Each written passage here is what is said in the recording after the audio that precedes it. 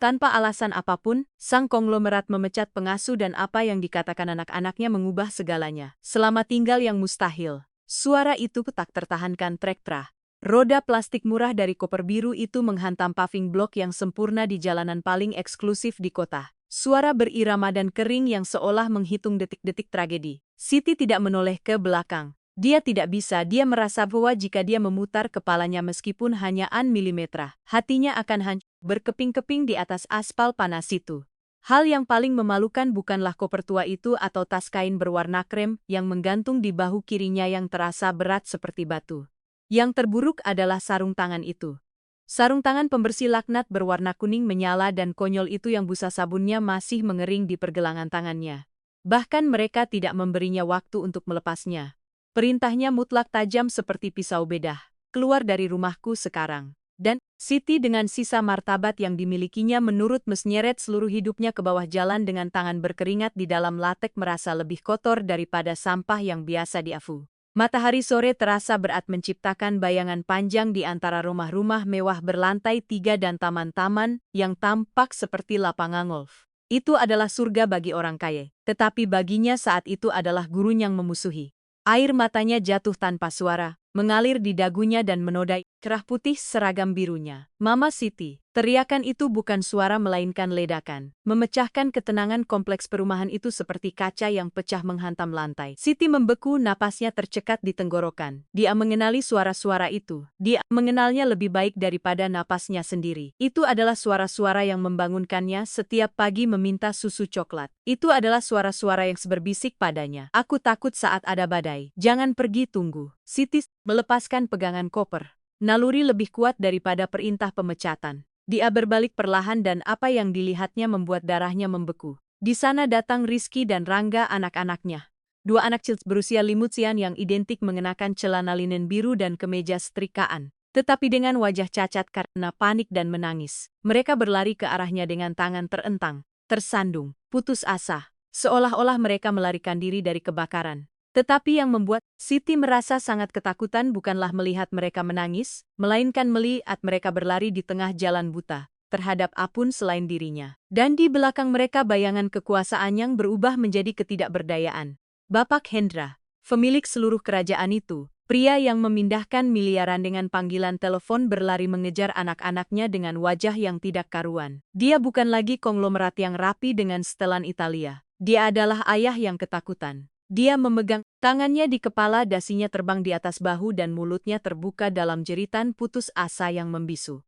Rizky, Rangga, berhenti, teriak Hendra dengan suara tercekat karena usaha dan ketakutan. Ada mobil datang, berhenti demi Tuhan. Tetapi si kembar tidak mendengar. Bagi mereka satu-satunya bahaya bukanlah mobil berkecepatan tinggi. Satu-satunya bahaya yang mematikan adalah kehilangan satu-satunya wanita yang memeluk mereka ketika ibu kandung mereka meninggal. Siti melihat adegan itu dalam gerak lambat. Anak-anak berlari ke arahnya dengan pengabdian yang seperti bunuh diri.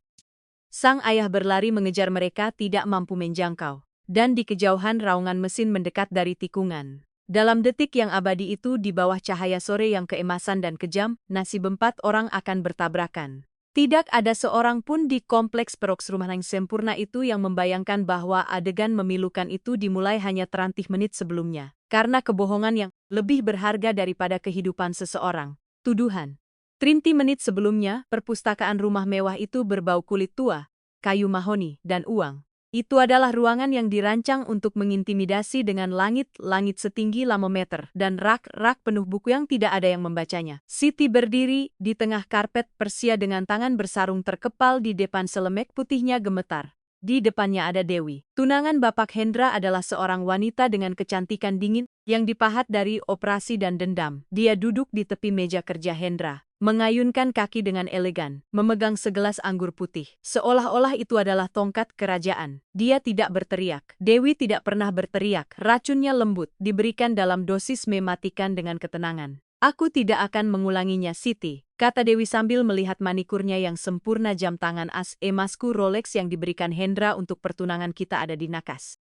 Kamu membersihkan kamar 3 menit yang lalu, seksang tidak ada. Nyonya Dewi, demi Allah. Suara Siti bergetar, tetapi matanya terpaku pada mata penuduhnya. Saya membersihkan ya, saya mengelap debu, saya mengganti spray, tetapi saya tidak menyentuh perhiasan apapun. Saya sudah tahun di rumah ini, saya tidak pernah mengambil satu sen pun yang bukan milik saya. Bapak Hendra tahu itu. Dewi tertawa kering tanpa humor sedikit pun. Bapak Hendra tahu apa yang aku katakan padanya. Kamu hanya seorang pembantu Siti. Kamu punya hutang, ibumu sakit di kampung kan? Godaan adalah hal yang sangat buruk. Kebutuhan saya membuat saya Anda menjadi pencuri. Jawab si sambil menegakkan punggungnya. Harga diri adalah satu-satunya yang dia miliki di rekening banknya. Anda memeriksa saya.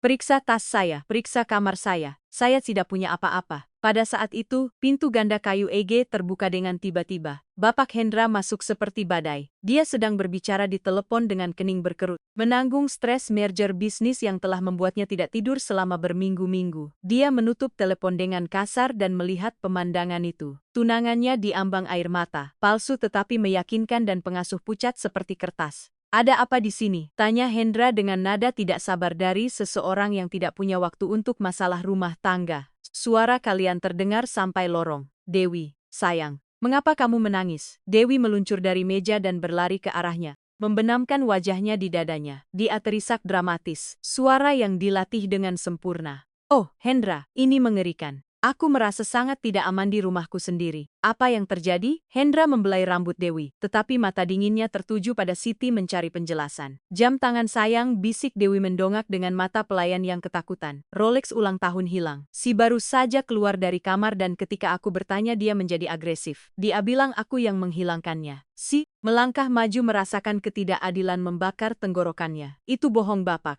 Saya tidak pernah mengatakan itu, saya hanya mengatakan saya tidak mengambilnya. Bapak, Anda mengenal saya merawat Rizeki dan Rangga sejak mereka bayi. Anda mempercayakan hidup mereka kepada saya. Apakah Anda pikir saya akan mencuri jam tangan? Hendra menutup matanya dan menghela napas. Dia lelah. Dia tidak tidur nyenyak selama berbulan-bulan ditekan oleh investor. Dan sekarang ini keraguan bahkan tidak melintas di benaknya. Baginya persamaannya sederhana. Dewi adalah calonannya. Istrinya seorang wanita dari kelas sosialnya tidak mungkin berbohong tentang hal sepele seperti itu. Siti adalah karyawan dan karyawan dalam pengalaman sinisnya selalu berakhir mengecewakan. Selain itu Dewi telah memperingatkannya tentang Siti selama berminggu-minggu bahwa dia malas, bahwa anak-anak terlalu terikat padanya, bahwa dia melihat hal-hal aneh. Tanah sudah disiapkan. Hendra melepaskan diri dari Dewi dan berjalan menuju Siti. Kehadirannya mengintimidasi, menghancurkan.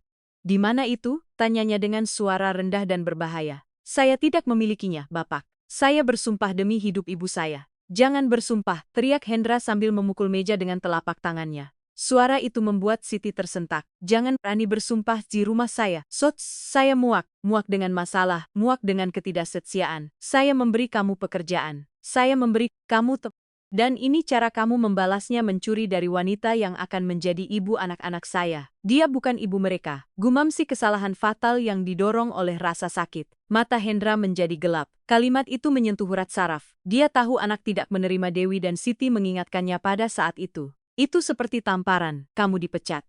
Putus Hendra. Tidak ada keraguan dalam suaranya. Itu adalah keputusan akhir. Bapak, tolong anak-anak akan pulang sekolah dalam setengah jam. Biarkan saya setidaknya mengucapkan selamat tinggal, menjelaskan kepada mereka. Jangan pernah berani mendekati anak-anak saya.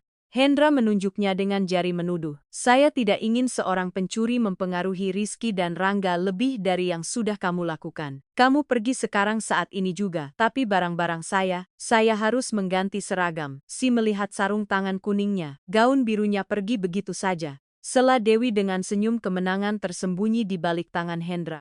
Jika kami membiarkan kamu pergi ke kamarmu, kamu pasti akan mencuri sesuatu yang lain. Biarkan pakaian lusuhmu dikirim melalui pos nanti. Hendra mengangguk buta oleh amarah dan kelelahan, mengeluarkan dompetnya, mengambil seikat uang kertas tanpa menghitungnya, patungnya dan melemparkannya ke lantai di kaki Siti. Uang kertas itu jatuh berserakan di atas karpet Persia. Ini pesangonmu. Ambil dan menghilang. Jika saya melihat kamu di kompleks ini dalam anjam, saya akan memanggil polisi dan kamu akan keluar dengan diborgol. Siti menatap uang di lantai. Itu lebih dari yang dia dapatkan dalam 3 bulan. Dia bisa saja mengambilnya. Dia membutuhkannya. Tetapi sesuatu di dalam dirinya, kekuatan kuno dan kuat yang datang dari leluhurnya bangkit. Dia mendongak dan menatap mata Hendra. Ada kesedihan di matanya. Ya, tetapi tidak ada rasa malu. Saya tidak ingin uang kotor Anda, Bapak Hendra, katanya dengan suara lembut, yang bergema lebih keras daripada teriakan Hendra. Saya harap jam tangan itu memberi Anda waktu yang tepat ketika Anda menyadari kesalahan yang Anda buat bukan untuk saya, tetapi untuk anak-anak Anda. Siti berbalik mengambil kopernya yang kebetulan dekat dengan pintu layanan. Dewi telah memastikan semuanya siap.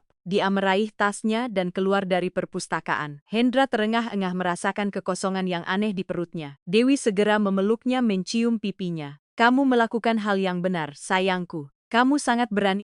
Sekarang kita akan memiliki kedamaian, tetapi kedamaian itu berlangsung tepat 20 menit. Waktu yang dibutuhkan bas sekolah untuk mengerem di depan pintu dan waktu yang dibutuhkan dua anak untuk berlari ke dalam rumah sambil berteriak, Siti, Siti, lihat apa yang kami gambar, hanya untuk menemukan keheningan yang mencekam dari rumah tanpa jiwa dan kemudian kekacauan pecah. Kejahatan Dewi. Lorong yang mengarah dari perpustakaan ke pintu depan yang megah terasa meregang berubah menjadi terowongan marmer dingin dan gema yang tak ada habisnya. Titi berjalan dengan kepala tegak, meskipun di dalam kakinya gemetar seperti daun tertiup angin. Suara langkah kakinya sendiri terasa asing baginya, jauh seolah-olah milik orang lain. Seorang wanita yang dihukum yang berbaris menuju tiang gantungan, dia tidak berhenti untuk mengambil uang itu. Uang kertas yang kusut itu tetap tersebar di karpet Persia sebagai penghinaan terakhir. Kesaksian betapa kecilnya nilai kesetiaannya bagi pria yang telah dia layani dengan pengabdian itu. Dia menyeret koper birunya berguling di belakangnya dan tasnya di bahu. Tetapi yang paling membebani dia adalah kekosongan di dadanya. Lubang hitam tempat beberapa detik sebelumnya tinggal kepastian bahwa dia memiliki rumah dan keluarga meskipun hanya pinjaman. Tepat ketika tangannya yang bersarung menyentuh kenok perunggu pintu utama, dia merasakan kehadiran di belakangnya. Itu bukan Hendra. Parfum itu, campuran manis dari mawar impor dan kasturi mahal menamparnya sebelum suara itu. Itu adalah Dewi. Jangan pergi secepat itu, sayang. Bisik Dewi, nadanya tidak kerapuhan menangis yang dia tunjukkan di perpustakaan. Sekarang itu adalah es murni, tajam, dan memotong. Siti berbalik perlahan. Dewi berdiri beberapa meter jauhnya dengan tangan bersilang dan senyum yang tidak mencapai matanya. Dia tidak lagi berpura-pura. Topeng tunangan sempurna telah jatuh mengungkapkan kekejaman perhitungan yang dia sembunyikan di bawahnya. Mengapa? Tanya Siti dengan suara serak karena ketidakpercayaan. Mengapa begitu banyak kejahatan? Nyonya Dewi, saya tidak pernah melakukan apapun kepada Anda. Anda memiliki segalanya, uang, kecantikan, pria yang baik. Mengapa menghancurkan seorang karyawan sederhana? Dewi tertawa kecil, hampir tidak terdengar dan melangkah maju menyerbu ruang pribadi Siti, matanya bersinar dengan kebencian penuh kemenangan. Kamu pikir ini karena kamu? Dewi menggelengkan kepalanya. Seolah-olah dia berbicara dengan anak yang lambat memahami. Oh, Siti, kamu begitu tidak penting sehingga kamu bahkan tidak pantas mendapatkan kebencianku. Ini bukan karena kamu, ini karena mereka. Dengan gerakan halus, Dewi menunjuk ke lantai atas ke kamar anak-anak yang saat itu kosong anak-anak. Siti merasakan hawa dingin, tapi mereka stek seperti malaikat. Mereka adalah parasit, ludah Dewi dan wajahnya berkerut menjadi seringai jijik yang tulus. Mereka berisik, lengket, dan yang terburuk dari semuanya, mereka adalah kenangan hidup dari mendiang itu. Istri pertama Hendra. Aku tidak berniat berbagi hidupku, rumah mewahku, atau wasisanku dengan dua bocah yang bukan milikku. Dan kamu adalah masalah utamanya. Siti membuka matanya lebar-lebar, akhirnya memahami besarnya jebakan itu. Saya adalah perlindungan mereka, bisik Siti. Tepat sekali. Dewi mengangguk sambil menikmati kemenangannya. Selama kamu di sini bertindak sebagai ibu pengganti, Hendra merasa tenang. Kamu menutupi kekurangan kasih sayang mereka. Kamu merawat mereka, memanjakan mereka, membuat mereka bahagia. Tetapi tanpamu Siti, mereka akan menjadi tak tertahankan. Mereka akan menangis, berteriak, mengamuk dan Hendra tidak punya kesabaran. Dia adalah seorang pengusaha bukan untuk popok atau hiburan malam. Dewi membungkuk ke telinga Siti, merendahkan suaranya hingga menjadi desisan beracun. Kamu ingin tahu apa yang akan terjadi setelah kamu melewati pintu itu? Besok pagi, Rizky dan Rangga akan pergi. Mereka pergi kemana? Jantung Siti mulai berdebar kencang. Ke sekolah asrama di Swiss, ungkap Dewi dengan senyum kejam. Tempat yang sangat ketat, sangat jauh. Tempat mereka mengajarkan disiplin dan tempat mereka tidak mengganggu. Aku sudah menyiapkan surat-suratnya di kantor Hendra. Aku hanya butuh alasan agar dia menandatangani tanpa berpikir dua kali. Dan pencurianmu sayang adalah alasan yang sempurna. Stres karena pencurian, kekecewaan. Malam ini ketika dia lelah dan marah, aku akan memberitahunya bahwa satu-satunya solusi agar anak-anak aman dan terdidik dengan baik, jauh dari pengaruh pembantu pencuri adalah sekolah asrama dan dia akan menandatangani dunia Siti berhenti. Swiss jauh dari ayah mereka, jauh dari rumah mereka, jauh dari satu-satunya cinta yang mereka kenal. Rizky dan Rangga begitu kecil, begitu sensitif akan mati karena kesedihan. Rizky mengalami mimpi buruk jika mereka tidak meninggalkan lampu menyala. Rangga alergi terhadap kacang dan tidak ada orang lain selain dia yang tahu cara memeriksa label dengan benar. Apakah Anda monster? Teriak si melupakan posisinya, melupakan ketakutan, kemarahan seekor induk singa menguasai dirinya. Siti mencoba melewati Dewi untuk kembali ke perpustakaan. Dia harus memberitahu Hendra. Dia harus memberi penenstasenes, bahkan jika mereka menyeretnya keluar. Bapak Hendra, dengarkan saya, teriak Siti dengan sekuat tenaga.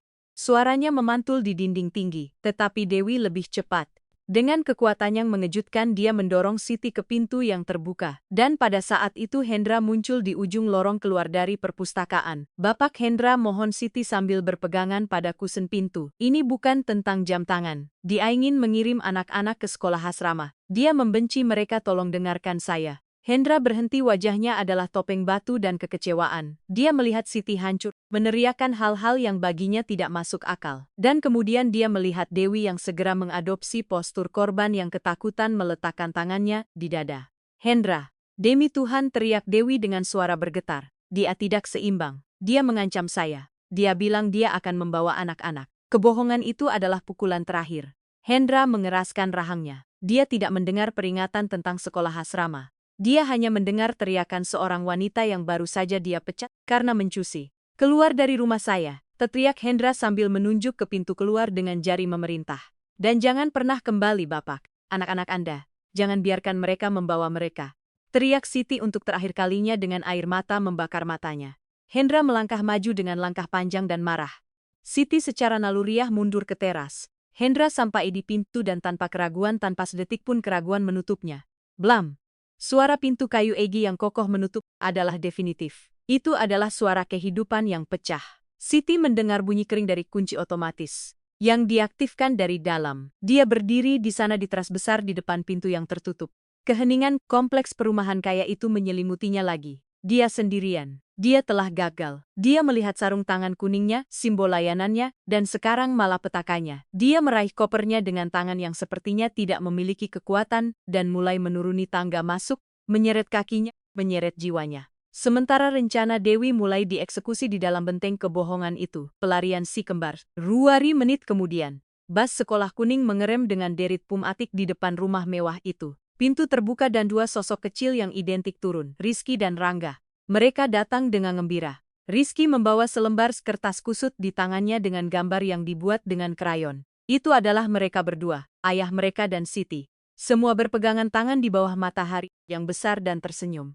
Rangga membawa bunga yang pipih yang telah dia petik dari taman sekolah. Hadiah untuk mama Sitinya. Siapa yang duluan sampai dapur akan mendapatkan kue ekstra, teriak Rangga. Dan keduanya berlari ke pintu masuk samping yang selalu mereka gunakan. Karena Siti selalu membiarkannya terbuka untuk mereka, mereka masuk dengan menyerbu ke dapur, menunggu bau roti yang baru dipanggang atau pelukan hangat yang bersebau sabun lavender dari pengasuh mereka. Siti, kami pulang, teriak Rizky sambil mengacungkan gambarnya, tetapi hanya dengungan kulkas yang menjawab. Dapur itu bersih, dingin, kosong. Tidak ada makanan ringan di meja, tidak ada musik pelan di radio. Siti, tanya Rangga dan senyumnya sedikit memudar. Bunga di tangannya tampak layu seketika, anak-anak bertukar pandang. Koneksi kembar itu, benang tak terlihat yang menyatukan mereka bergetar dengan sinyal alarm. Ada yang salah, rumah itu terasa berbeda, terasa memusuhi. Mereka berjalan bercekat menuju aula utama. Mereka mendengar suara-suara datang dari ruang tamu. Suara orang dewasa. Mereka mengenali suara berat ayah mereka dan nada tinggi Dewi. Mereka bersembunyi di balik pagar tangga spiral, berjongkok seperti 2 binatang kecil yang ketakutan dan menajamkan telinga. Tenang saja sayangku, kata Dewi. Suaranya terdengar santai, puas, yang terburuk sudah berlalu. Wanita itu sudah jauh. Aku tidak percaya dia mencuri dari kita. Jangan pikirkan itu lagi, sela Dewi. Lihat sisi baiknya. Sekarang kita punya jalan bebas untuk apa yang kita bicarakan. Aku sudah menelepon kepala sekolah St. George Institute di Swiss. Mereka punya 2 tempat kosong untuk semester yang dimulai minggu depan. Jantung Rizky berhenti. Dia meremas tangan Rangga begitu keras hingga buku-buku jarinya memutih. Swiss, tanya Hendra ragu. Dewi, mereka masih sangat kecil, baru 4 tahun. Bukankah terlalu dini? Hendra, tolong. Desak Dewi dan nadanya menjadi persuasif manipulatif. Lihat kita di ambang kehancuran. Kamu bekerja sepanjang hari. Aku punya urusan amal dan organisasi pernikahan. Tanpa Siti, siapa yang akan menjaga mereka? Pembantu lain yang mencuri dari kita? Orang asing lain di Swiss, mereka akan bersama anak-anak bangsawan Eropa. Mereka akan belajar bahasa, disiplin, ski. Itu yang terbaik untuk masa depan mereka. Selain itu, dia berhenti sejenak secara dramatis. Dengan begitu kita akan punya waktu untuk bulan madu kita, untuk memulai keluarga kita sendiri tanpa beban masa lalu.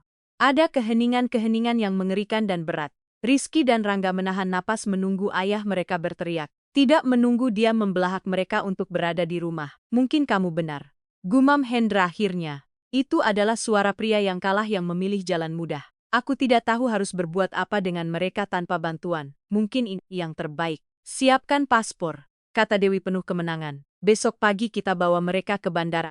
Di puncak tangga dunia si kembar hancur berkeping-keping. Siti telah pergi. Ayah mereka akan meninggalkan mereka. Penyihir jahat telah menang. Risek menatap Rangga. Mata mereka penuh air mata, tetapi juga terkadang putus asa. Mereka tidak perlu bicara. Mereka mengerti hanya dengan saling pandang. Kita harus menemukan Siti. Dia satu-satunya yang mencintai kita. Dia akan menyelamatkan kita. Mereka bangkit tanpa suara dan berlari menuju kamar mereka di lantai pertama. Mereka menutup pintu, tetapi mereka tahu mereka tidak bisa keluar melalui lorong. Dewi dan Hendra memblokir pintu keluar utama, dan dapur terlalu jauh. Jika mereka terlihat, mereka akan ditangkap. Jika mereka terlihat, mereka akan dikurung sampai dikirim ke tempat dingin bernama Swiss itu.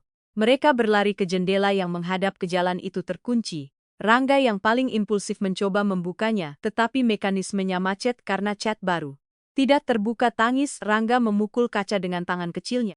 Rizky melihat ke jalan melalui kaca. Di kejauhan menuruni bukit, dia melihat sosok kecil berpakaian biru menyeret koper. Itu dia, teriak Rizky. Itu Siti. Dia pergi. Kepanikan menguasai mereka. Jika dia berbelok di sudut, mereka akan kehilangannya selamanya. Tidak ada waktu untuk berpikir, tidak ada waktu untuk mencari kunci. Rizky meraih lampu logam berat dari nakasnya. Itu adalah lampu berbentuk astronot yang diberikan Hendra kepada mereka, tetapi tidak pernah menyala. Mundur, perintah Rizky. Dengan sekuat tenaga anak berusia 5 tahun, Rizky membenturkan dasar logam itu ke kaca jendela. Krak, kaca itu tidak pecah sepenuhnya pada pukulan pertama. Hanya retak seperti jaring laba-laba raksasa. Rizky memukul lagi sambil berteriak karena frustrasi dan ketakutan. Crash. Kali ini kaca itu menyerah.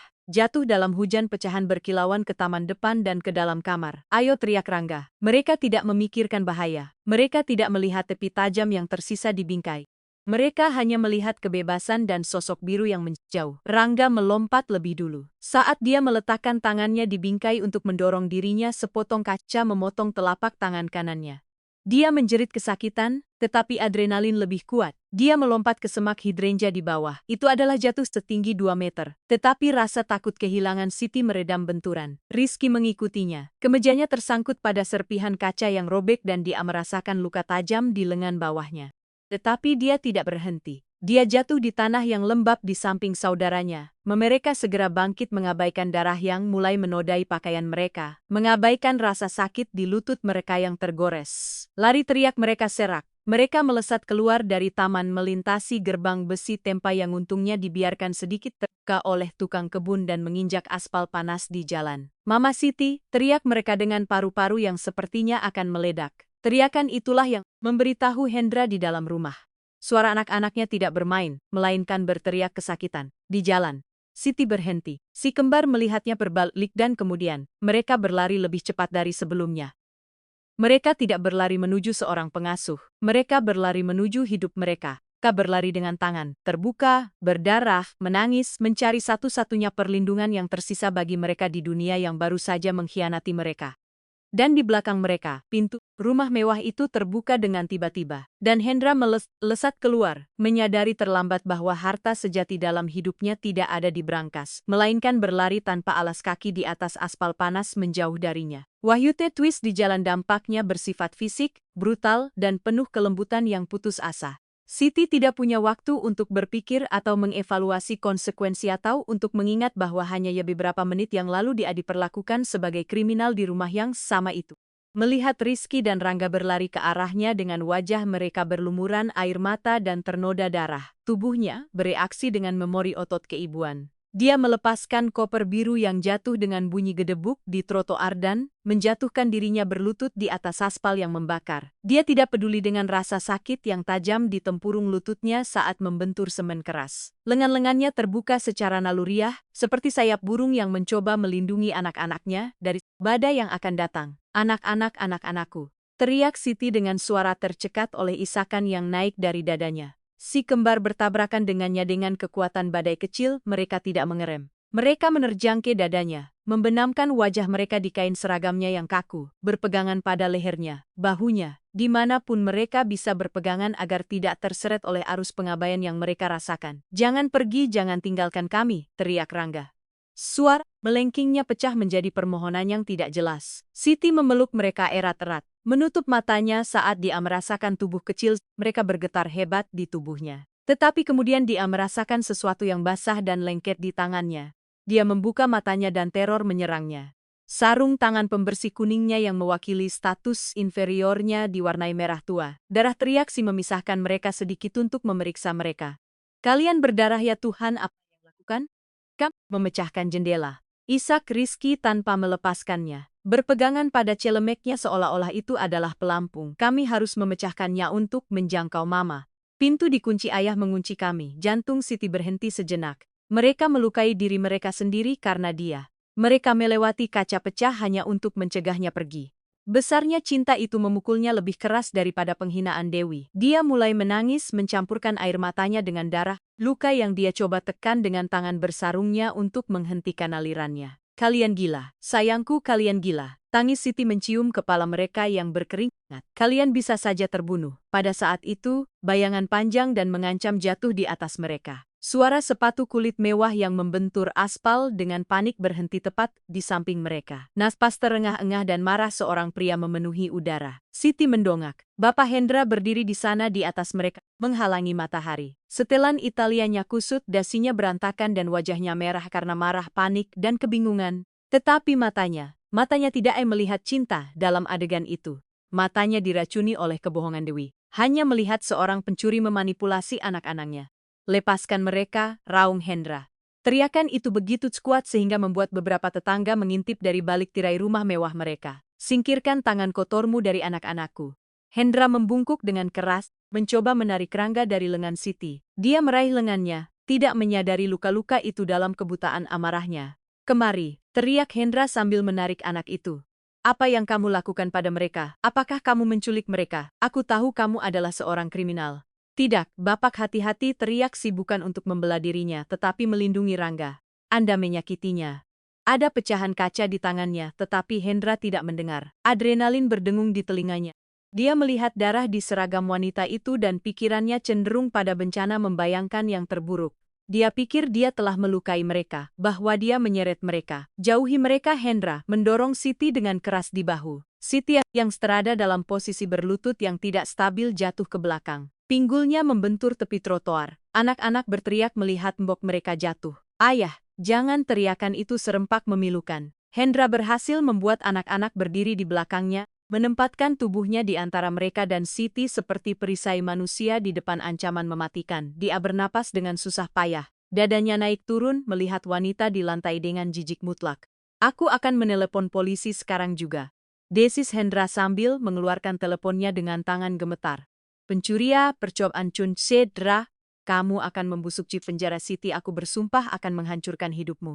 Siti dari lantai melepas salah satu sarung tangan, berlumuran darah dan melemparkannya ke samping. Dia tidak mencoba untuk bangkit. Dia hanya menatap Hendra dengan kesedihan yang tak terbatas. Kesedihan yang begitu dalam, sehingga selama sedetik membuat konglomerat itu ragu. Lihat tangan Anda, Bapak, kata si dengan suara lembut mengabaikan ancaman penjara. Lihat tangan anak-anak Anda, sebelum memanggil siapapun. Mereka terluka. Mereka butuh dokter, bukan polisi. Hendra berkedip bingung dengan ketenangan wanita itu. Dia menunduk ke tangan Rangga yang dia sendiri pegang erat-erat. Dia merasakan kelembapan lengket. Dia melihat darah. Dia melihat luka dalam yang disebabkan oleh kaca jendela.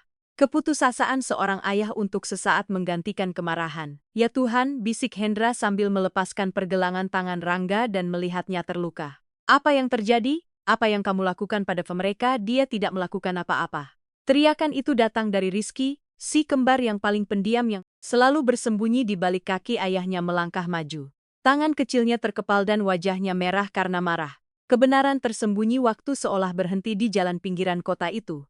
Angin berhenti menggerakkan daun-daun pohon yang dipangkas dengan sempurna. Rizky dengan usianya yang limau tahun dan tinggi badannya yang kurang dari N berdiri di depan ayahnya dengan keganasan seorang raksasa. Hendra menatap putranya terkejut. Rizky tidak pernah berteriak. Rizky adalah yang penurut. Nak kemari.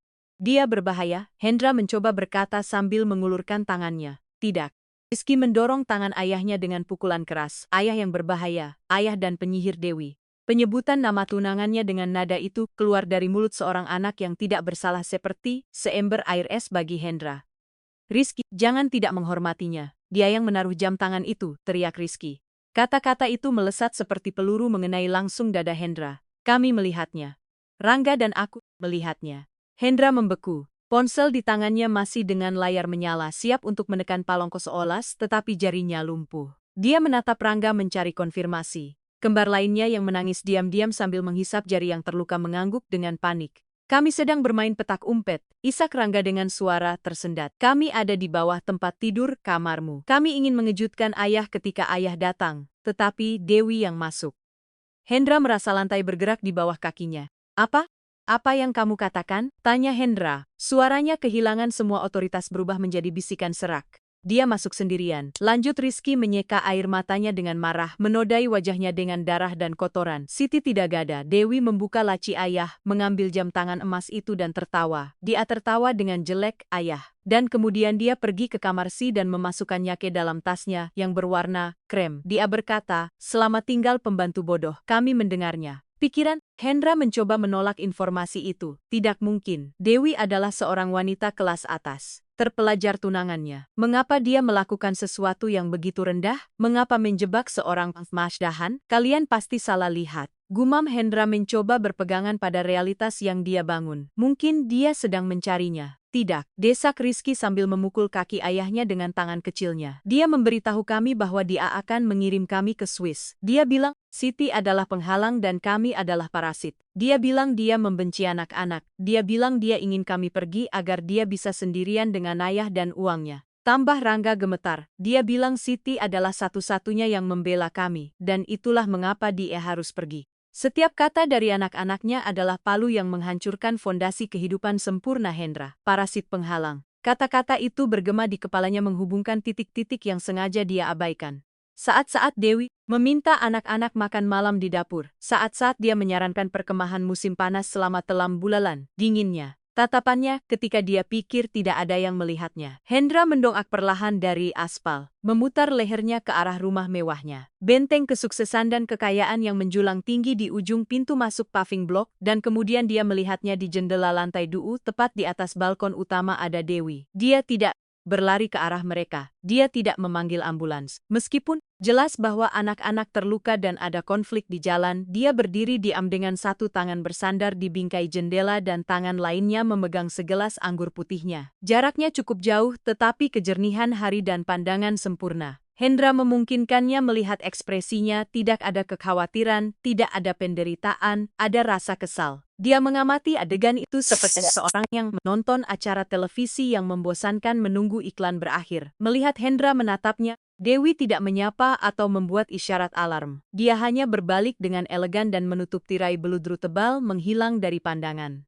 Gerakan itu, tindakan sederhana menutup tirai di depan darah anak-anaknya, adalah bukti definitif. Lebih meyakinkan daripada video keamanan apapun, lebih kuat daripada pengakuan apapun. Hendra merasakan mual yang hebat.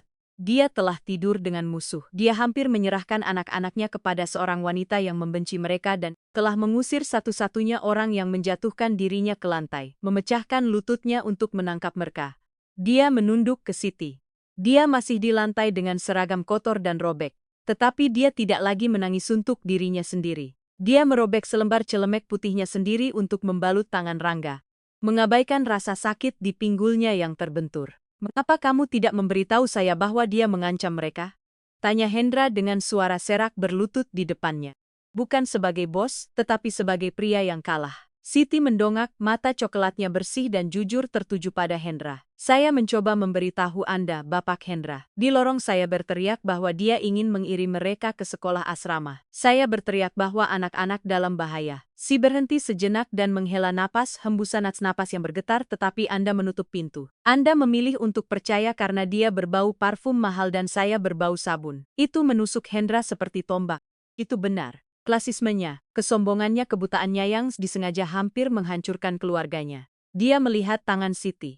Tangan kasar itu karena kerja keras yang sekarang memegang tangan putranya yang terluka dengan kelembutan tak terbatas. Tangan-tangan itu yang tidak pernah mencuri apapun, hanya memberi. "Ayah," bisik Rangga menyandarkan kepalanya di bahu Siti. "Tanganku sakit.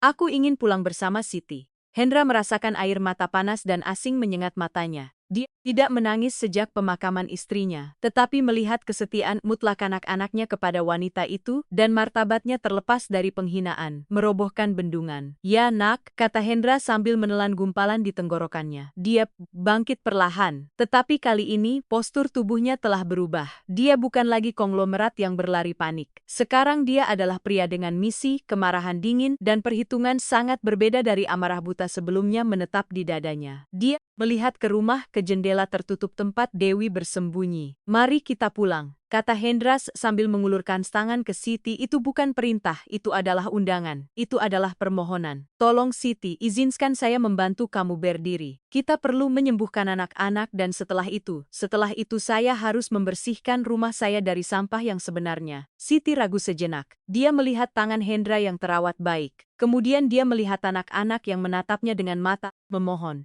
Dia menghela napas, mengetahui bahwa hatinya tidak akan membiarkannya meninggalkan mereka di sana, terluka dan rentan. Dia melepas sarung tangan kuningnya yang lain, menjatuhkannya di samping koper seperti seseorang yang meninggalkan kulit lama dan meraih tangan Hendra. Dia menariknya dengan lembut, tetapi dengan kuat membantunya berdiri. "Jangan khawatir tentang koper itu, Bapak," kata Siti sambil sedikit pincang. "Saya hanya ingin menyembuhkan Rangga. Saya akan membawa koper itu," kata Hendra sambil meraih pegangan plastik murah dengan tangan bebasnya. Tangan yang biasa menandatangani cek miliaran. Dan begitulah prosesi aneh itu dimulai, kembali mendaki bukit. Seorang konglomerat menyeret koper tua. Seorang pengasuh pincang dengan seragam bernoda darah dan dua anak yang terluka tetapi menang. Mereka berjalan menuju rumah mewah itu. Tempat Dewi menunggu dengan yakin akan kemenangannya tanpa mengetahui bahwa hukuman atas nasibnya sendiri baru saja diputuskan di aspal panas di jalan. Kalimat yang mengubah segalanya. Jalan kembali melalui pintu masuk paving. Blok terasa berbeda di bawah kaki Hendra. Silu menit sebelumnya dia telah menempuh jarak yang sama. Berlari seperti orang gila didorong oleh ketakutan akan kematian fisik anak-anaknya. Sekarang dia berjalan lambat, memikul beban kematian spiritual yang telah terjadi di bawah atapnya sendiri. Tanpa dia sadari, suara koper biru bergulir adalah satu-satunya suara di udara. Tetapi kali ini dialah yang menariknya. Seorang konglomerat pemilik konglomerasi internasional menyeret koper pasar loak dengan roda yang rusak, sementara tangan lainnya memegang erat tangan kecil dan lengket Rizky. Siti berjalan di sampingnya sambil terlihat pincang. Jatuhnya telah melukai pinggulnya lebih dari yang dia akui, tetapi dia tidak mengeluh. Dia menggendong Rangga yang telah berhenti menangis dan sekarang menyandarkan kepalanya di bahu pengasuh. Menghisap jari yang sehat mencari kenyamanan primitif yang hanya dia yang tahu cara memberikannya. Hendra melihat sekilas ke Siti. Dia melihat profil wajahnya yang bersih dari riasan, ditandai oleh matahari dan kelelahan, tetapi memancarkan martabat yang tidak akan pernah dimiliki Dewi dengan semua perawatan kecantikan dan perhiasannya. Riz memecah keheningan. "Rizky, mengapa kalian tidak memberitahu ayah sebelumnya? Mengapa kalian menunggu sampai hari ini untuk memberitahu ayah bahwa dia jahat pada kalian?" Rizky berjalan di samping ayahnya menunduk ke sepatu atletiknya yang ternoda tanah taman. Dia meremas tangan ayahnya tetapi tidak dengan kekuatan melainkan dengan kepasrahan. "Karena ayah mencintainya," kata anak itu dengan logika yang menghancurkan dan menyakitkan. "Ayah selalu tersenyum ketika dia masuk ke kamar. Dan ketika kami mengatakan sesuatu, ayah mengatakan kami lelah atau kami nakal." Hendra merasakan sakit di perutnya. Rasa bersalah adalah asam yang korosif. Ayah pikir dia mencoba mendidik kalian," gumam Hendra. lebih kepada dirinya sendiri daripada kepada anak itu. Ayah pikir dia tegas karena dia ingin kalian menjadi pria yang baik, dia tidak mendidik kami. Ayah selarangga dari pelukan Siti. Dia mengangkat kepalanya dan ataknya identik dengan mata mendiang ibunya tertuju pada Hendra. Dia membenci kami. Dia bilang kami adalah kesalahan. Hendra berhenti tiba-tiba di tengah jalan. Matahari sore memproyeksikan bayangan panjang di atas rumput yang sempurna. Dia melepaskan koper dan berbalik untuk menghadap Siti dan anak-anaknya. Dia perlu memahami besarnya jurang tempat dia hampir melemparkan keluarganya. Apagi yang dia lakukan pada kalian? Tanya Hendra sambil takut akan jawabannya. Tetapi perlu mendengarnya untuk benar-benar bangun. Aku ingin tahu semuanya sekarang. Siti mencoba menjelas secara protektif. Bapak, ini bukan saatnya anak-anak terluka, dan ini saatnya Siti sela Hendra. Tetapi kali ini tanpa amarah dengan kelembutan yang mendesak, aku perlu tahu siapa yang aku masukkan ke dalam rumahku. Rangga menarik napas dalam-dalam. Dada kecilnya mengembang isak tangis yang tertahan. Dia menatap Siti seolah meminta izin dan dia mengangguk sedikit mengelus punggungnya. Ketika ayah pergi bekerja, Rangga memulai dengan suara bergetar. Dia mengunci kami di ruang bermain. Dia mengambil mainan kami dan mengatakan kami membuat terlalu banyak suara. Jika kami menangis, dia mengeraskan volume musik agar tidak mendengar kami dan dia mencubit kami. Tambah Rizky sambil mengangkat lengan kemejanya yang robek, dia sana di kulit halus lengannya ada memar-memar kecil, tanda ungu berbentuk jari lama dan baru. Dia mencubit kami di sini, di mana pakaian menutupi agar ayah tidak melihatnya. Dia bilang jika kami memberitahu ayah, dia akan mengirim kami ke tempat di mana anak-anak tidak punya ayah. Hendra melihat memar-memar itu. Mereka adalah bukti fisik dari kelalaiannya. Dia begitu sibuk membangun kerajaan untuk masa depan anak-anaknya sehingga dia menyerahkan masa kini mereka ke tangan seorang algojo. Ya Tuhan, bisik Hendra sambil menutup mulutnya dengan tangan ngeri. Tetapi saat itulah Rangga mengucapkan kalimat definitif, kalimat yang mengakhiri keruntuhan konglomerat itu dan membangun kembali hati pada saat yang sama. Anak itu memeluk leher Siti erat-erat, menghirup aroma seragam murahnya campuran sabun lavender dan keringat jujur. Ayah, tolong jangan pecat dia lagi, kata Rangga dengan mata penuh air mata. Siti berbau seperti bau ibu. Dewi berbau dingin dan ketakutan. Ketika Siti memeluk kami, rasa takut hilang. Ketika Dewi memeluk kami, rasa takut dimulai dunia berhenti bagi Hendra. Siti berbau seperti bau ibu. Kalimat itu membawanya kembali 5 tahun ke rumah sakit pada napas terakhir istrinya yang telah membuatnya berjanji bahwa dia akan menjaga anak-anak, bahwa mereka tidak akan pernah kekurangan cinta dan dia, dalam kesedihannya telah salah mengartikan cinta dengan kemewahan. Dia telah mengisi rumah dengan mainan mahal dan pengasuh yang efisien, tetapi dia telah melupakan aroma-aroma rumah, aroma keamanan. Hendra menatap Siti. Dia tidak lagi melihat pembantu rumah tangga. Dia melihat wanita yang telah memenuhi janji yang telah dia langgar. Dia melihat ibu yang dipilih anak-anaknya dengan naluri hati yang tidak pernah salah. Dia berbau seperti ibu. Ulang Hendra berbisik dan air mata tunggal berat dan panas mengalir di pipinya. Itu adalah pertama kalinya anak-anaknya melihatnya menangis. Keheningan yang mengikuti adalah sakral. Angin menggerakkan puncak pohon dan untuk pertama kalinya dalam beberapa tahun Hendra merasa bisa bernapas dengan sungguh-sungguh. Perban telah jatuh sepenuhnya. Bayangan Dewi di jendela acuh tak acuh dan kejam bertumpang tindih dengan bayangan Siti di lantai. Berdarah demi anak-anaknya, palihan tidak lagi ada, hanya ada kebenaran. Hendra menyik air matanya dengan punggung tangan dan menatap anak-anaknya dengan intensitas baru. Ayah bersumpah, katanya dengan suara tegas, janji darah.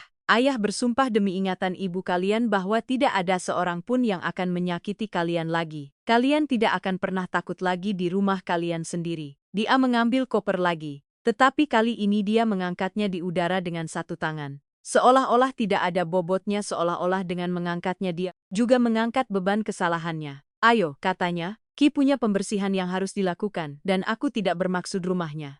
Perjalanan transformasi, pintu masuk ke rumah mewah itu tidak terasa seperti kemenangan, tetapi kuat. Pintu depan kayu eke yang kokoh yang telah ditutup Dewi dengan kepuasan beberapa menit sebelumnya terbuka lebar di bawah dorongan Hendra yang penuh tekad.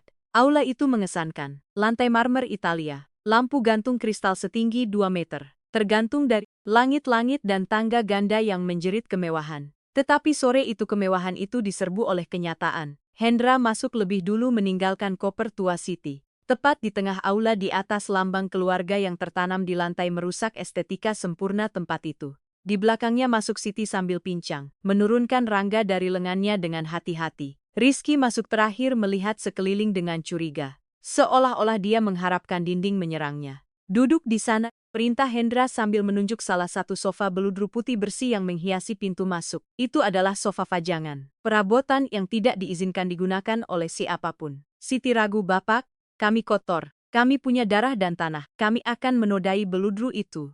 Beludru itu, seru Hendra, suaranya bergema di kubah. Itu hanya perabotan Siti. Anak-anak saya lebih berharga daripada perabotan. Duduklah. Siti menurut duduk dengan malu-malu di tepi, dengan Rizky dan Rangga menempel padanya, seperti siput.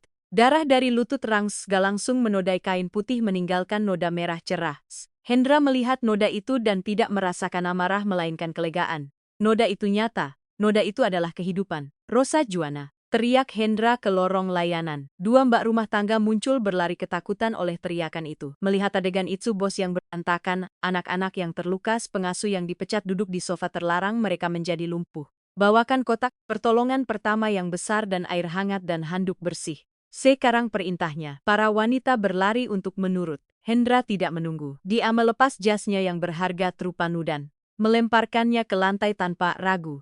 Dia menggulung lengan ke meja putihnya, melepas kancing manset emasnya dan meninggalkannya di atas meja samping. Ketika Rosa kembali dengan kotak pertolongan pertama, Hendra mengambilnya dari tangannya. Tinggalkan kami sendirian. Pergi ke dapur dan tunggu instruksi.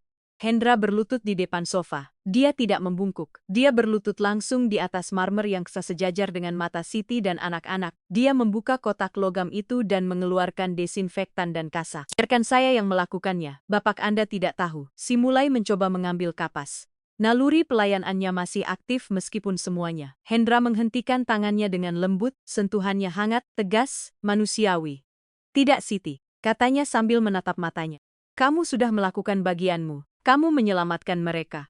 Kamu menerima pukulan itu. Sekarang giliran saya. Saya ayah mereka, adalah tugas saya untuk menyembuhkan mereka. Siti menarik tangannya terkejut. Dia melihat di mata Hendra sesuatu yang belum pernah dialahat dalam bertahun dia bekerja di sana, kerendahan hati.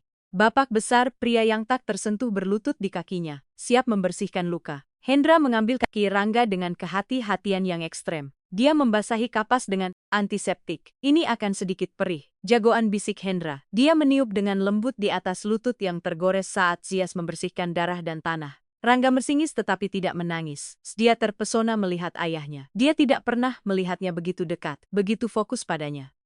Ayah, kata Rangga lembut, ayah tahu cara menyembuhkan. Aku sedang belajar, nak, jawab Hendra dengan suara tercekat. Aku sedang belajar banyak hal hari ini. Maafkan ayah karena tidak ada di sini untuk menyembuhkanmu. Sebelumnya, Hendra membersihkan setiap luka, membalut tangan Rangga dengan hati-hati bedah, menaruh plester di luka di lengan Rizky dan kemudian melakukan sesuatu yang tidak terduga. Dia meraih tangan Si mencoba menariknya karena malu. Tangannya merah, kasar dengan kuku pendek dan tanpa pacet. Sangat berbeda dari tangan dengan manikur sempurna milik Dewi. Bapak, tangan saya kotor. Tanganmu adalah yang paling bersih di rumah ini, Siti, kata Hendra sambil memeriksa telapak tangan pengasuh. Dia melihat luka-luka kecil yang dia buat saat jatuh dan kulit yang teriritasi oleh bahan kimia pembersih. Tangan ini telah memegang keluargaku ketika aku melepaskannya. Hendra mengambil handuk basah dan mulai membersihkan tangan Siti. Dia membersihkan jejak darah anak-anak. Dia membersihkan debu jalanan. Dia melakukannya dengan penghormatan yang hampir religius. Itu adalah tindakan penyesalan. Sang bos mencuci tangan pembantu. Hierarki sosial larut dalam pameter pers keintiman dan rasa sakit yang dibagi. Maafkan saya, Siti, kata Hendra tanpa berhenti melihat tangannya. Saya buta, idiot yang sombong. Saya menilik kamu dari seragamu dan tidak melihat hatimu. Saya menuduhmu pencuri padahal satu-satunya yang dicuri adalah kamu. Dicuri dari martabatmu. Siti merasa air mata kembali ke matanya. Tetapi kali ini bukan karena kesedihan. Anda tidak perlu meminta maaf kepada saya, Bapak. Hanya jangan jauhkan saya dari mereka. Tidak akan pernah, janji Hendra sambil mendongak. Matanya bersinar dengan tekad yang ganas. Kamu tidak hanya tidak akan pergi, tetapi mulai hari ini kamu adalah orang yang paling penting di rumah ini setelah anak-anakku. Seragam sudah berakhir, Siti. Sarung tangan kuning sudah berakhir. Tidak ada yang akan memberlakukanmu sebagai bawahan lagi di bawah atap ini. Pada saat itu, suara sepatu hak tinggi bergema di bagian atas tangga. Klak klak klak, ritme yang lambat. Disengaja Hendra, Siti dan anak-anak mendongak. Dewi ada di sana di pendaratan tangga, tampak sempurna dalam gaun sutra berwarna krem. Dia telah memoles riasannya dan memegang segelas anggur baru. Dia melihat adegan itu dengan campuran hiburan dan cemoohan. Koper tergeletak, sofa bernoda. Hendra berlutut di depan pengasuh. Adegan yang mengharukan, kata Dewi, suaranya meneteskan sarkasme. Aku lihat kamu membawa kembali sampah itu, Hendra. Apakah kamu kasihan atau apakah para bocah itu mengamuk untuk meyakinkanmu? Anak-anak menegang berpegangan pada Siti. Rasa takut kembali ke mata mereka. Hendra melepaskan tangan Siti dengan lembut dan bangkit berdiri. Dia bangkit perlahan seperti predator yang meluruskan diri sebelum menyerang. Tidak ada lagi keraguan dalam postur tubuhnya. Tidak ada lagi kelelahan. Hanya ada ketenangan mengerikan dari seorang pria yang telah menemukan tujuannya dan akan menegakkan keadilan. Turun, Dewi, kata Hendra, suaranya bukan teriakan. Itu adalah nada rendah datar, jauh lebih menakutkan daripada teriakan apapun. Turun ke sini, kita perlu bicara tentang jam tangan dan tentang Swiss. Dewi tersenyum, percaya bahwa dia masih memegang kendali, percaya bahwa dia bisa memanipulasi situasi seperti yang selalu dia lakukan. Dia mulai menuruni tangga, tidak tahu bahwa setiap langkah membawanya bukan ke negosiasi, tetapi ke hukuman terakhirnya. Oh sayang, jangan bilang kamu percaya salah satu kebohongannya. Dia mulai berkata sambil turun dengan udara seorang ratu. Hendra tidak menjawab, dia hanya menunggu. Transformasi selesai. Konglomerat buta telah mati di jalan. Ayah singa telah lahir di aula dan mangsa sedang berjalan lurus ke arahnya. Konfrontasi. Dewi selesai menuruni tangga spiral yang mengesankan. Sepatu hak tingginya bergema di marmer dengan otoritas yang tidak lagi dia miliki. Meskipun dia belum mengetahuinya, dia berhenti beberapa meter dari sofa dengan satu tangan di pinggul dan tangan lainnya memegang gelas anggurnya. Mengamati gambaran keluarga itu dengan seringai jijik yang nyaris tidak disembunyikan. Baginya adegan itu menyedihkan. Pria paling berkuasa di kota berlutut di samping seorang pembantu dan dua anak kotor. Hendra, tolong, kata Dewi memecah keheningan tegang dengan nada kesal. Bangun dari lantai. Kamu merusak setelan kemat Ruani dan keluarkan wanita itu dari sini sebelum dia menodai pelapis lebih banyak lagi. Bukankah kita sudah menutup bab ini? Hendra tidak segera bangkit, dia mengambil waktu sebentar. Waktu yang panjang dan mengerikan untuk melihat Dewi dari bawah. Untuk pertama kalinya dia tidak melihatnya melalui filter keinginan atau kenyamanan sosial. Dia melihatnya dengan kejelasan brutal. Dia melihat dinginnya di mata birunya, ketegangan kejam di sudut bibirnya, ketiadaan empati total terhadap anak-anak yang memiliki perban berdarah di tangan mereka. Hendra bangkit perlahan. Gerakannya lancar tetapi penuh ancaman laten. Dia tidak menepis debu dari celananya. Dia tidak merapikan kemejanya. Dia berdiri di sana seperti tembok di antara keluarganya dan wanita yang mencoba menghancurkannya. Kamu benar, Dewi, kata Hendra dengan suara lembut. Hampir seperti percakapan yang membuat rasa dingin menjalar di punggung Siti. Kita harus menutup bab ini. Tetapi untuk melakukannya dengan benar, aku perlu memverifikasi sesuatu. Hendra berbalik ke koper biru Siti yang terletak di tengah aula. Dia berjalan ke arahnya. Apa yang kamu lakukan? Tanya Dewi sambil mengerutkan kening. Apakah kamu akhirnya akan memeriksa barang-barangnya? Cari baik-baik. Kamu pasti akan menemukan uang atau mungkin perhiasan lagi. Orang-orang seperti itu seperti burung gagak. Mereka suka yang berkilauan. Hendra mengabaikan komentar itu, membungkuk dan membuka resleting koper tua itu. Suara resleting yang merobek keheningan itu tajam. Dia membuka tutupnya. Tidak ada batangan emas atau seikat uang tunai. Isi koper Siti adalah kesaksian kerendahan hati dan cinta. Pakaian kerja dilipat dengan cermat, tasbih kayu murah, foto berbingkai orang tuanya di kampung dan di atas segalanya. Album foto buatan sendiri. Hendra membuka album itu bukan foto keluarga Siti. Itu foto Rizky dan Rangga. Foto langkah pertama mereka, foto ulang tahun mereka, foto mereka tidur. Siti tidak membawa benda bernilai uang. Dia membawa kenangan anak-anak yang dicintai seperti miliknya sendiri. Hendra merasakan gumpalan di tenggorokannya tetapi menelannya. Dia memasukkan tangannya ke saku samping tas kain berwarna krem yang juga ada di sana. Tas yang ditunjuk Rizky secara khusus. Jari-jarinya menyentuh logam dingin. Dia mengeluarkannya. Rolex emas dan berlian bersinar dengan tidak senonoh di bawah cahaya lampu gantung kristal. Kontras dengan kesederhanaan barang-barang Siti. Aha, teriak Dewi penuh kemenangan, melangkah maju dan menunjuk dengan jari manikur Prancisnya. Aku tahu itu dia. Kamu jenius sayangku. Kamu menangkapnya basah. Dewi berbalik ke dengan senyum predator. Dan, sekarang apa yang akan kamu katakan, pembantu, bahwa itu muncul di sana secara ajaib? Pencuri kamu seharusnya diborgol. Siti menundukkan kepalanya malu, bukan karena pencurian yang tidak dia lakukan, tetapi karena kebencian ganas wanita itu. Anak-anak menekan lebih keras padanya, gemetar. Tetapi Hendra tidak melihat Siti. Dia melihat jam tangan di tangannya dan kemudian melihat Dewi. Wajahnya tidak menunjukkan kepuasan karena telah menyelesaikan kejahatan, melainkan kekecewaan karena telah menemukan pengkhianatan. Ini lucu, kata Hendra sambil memutar jam tangan di antara jari-jarinya. Rizky mengatakan sesuatu yang sangat menarik padaku di jalan. Dia bilang, mereka melihatmu masuk ke kamarku, mereka melihatmu mengambil jam tangan dan mereka melihatmu memasukkannya ke dalam tas ini. Senyum Dewi goyah selama sepersekian detik, tetapi dia pulih dengan cepat. Dia adalah manipulator ahli. Hendra, demi Tuhan, apakah kamu akan percaya pada anak berusia 5 tahun? Mereka memiliki imajinasi yang terlalu aktif. Selain itu mereka menjujan berbohong untuk melindunginya. Sudah jelas dia memanipulasi mereka untuk mengatakan itu. Itu bagian dari rencananya. Dan apakah itu juga bagian dari rencananya bahwa anak-anakku memiliki memar di lengan mereka? Tanya Hendra. Suaranya naik volume, kehilangan kelembutan awal.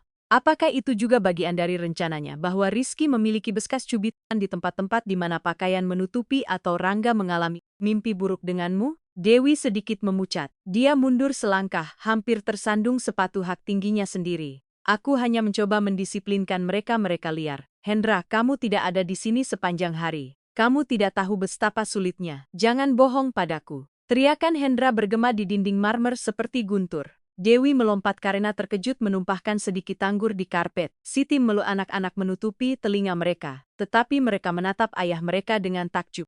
Mereka belum pernah melihatnya membela mereka seperti itu. Hendra melangkah maju ke Dewi. Dia mundur sampai dia menabrak pagar tangga. Aku memberimu kepercayaanku. Aku membuka pintu rumahku. Aku akan memberimu nama belakangku. Dan kamu menggunakan kekuatan itu untuk menyiksa dua anak yang kehilangan ibu mereka. Hendra berhenti sentimeter dari wajahnya. Dia bisa mencium parfum mahalnya yang sekarang terasa menjijikan baginya. Kamu merencanakan semua ini. Pencurian, pemecatan, semuanya untuk mengirim mereka ke sekolah asrama di Swiss dan menyimpan uang dan rumah mewah itu untukmu sendiri. Aku melakukannya untuk kita. Bisik Dewi mencoba taktik putus asa terakhir. Dia menjatuhkan gelasnya ke lantai yang pecah berkeping-keping dan meraih kerah jas Hendra dengan tangan gemetar. Matanya dipenuhi air mata palsu.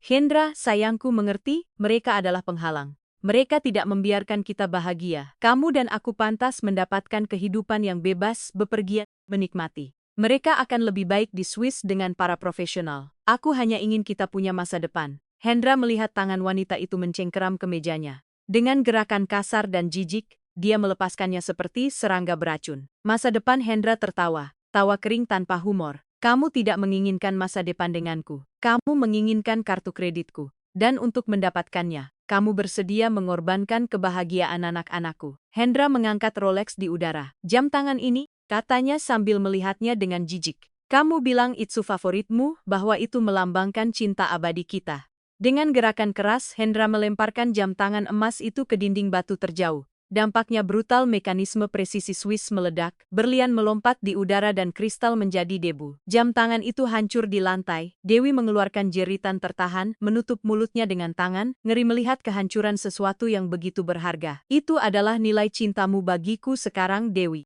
kata Hendra dengan ketenangan dingin. Sampah puing-puing tidak ada. Dewi menatap sisa-sisa jam tangan, dan kemudian ke Hendra.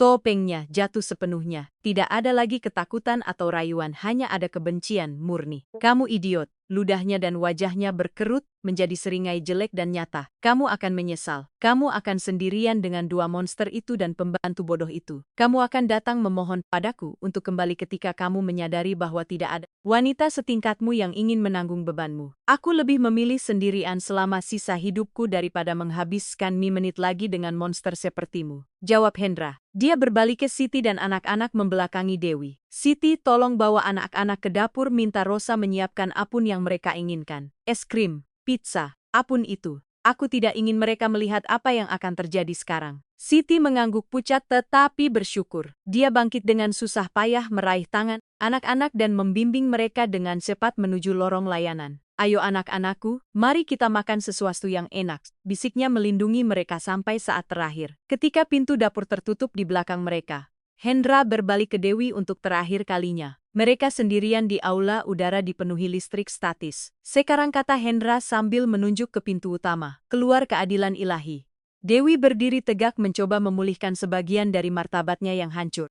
Dia merapikan gaun sutranya, mengangkat dagunya, dan menatap Hendra dengan angkuh. Aku akan pergi, katanya dengan cemoohan. Aku tidak akan tinggal di kandang emosional ini semenit pun lagi. Tetapi aku akan pergi dengan mobilku dan aku ingin sopirmu mengantarku ke Hotel Four Seasons. Dan besok kamu akan bicara dengan pengacaraku tentang kompensasi untuk pemutusan pertunangan. Hendra menatapnya dengan rasa tidak percaya dan kemudian senyum dingin melintas di wajahnya. Dia berjalan ke meja, masuk tempat kunci mobil berada.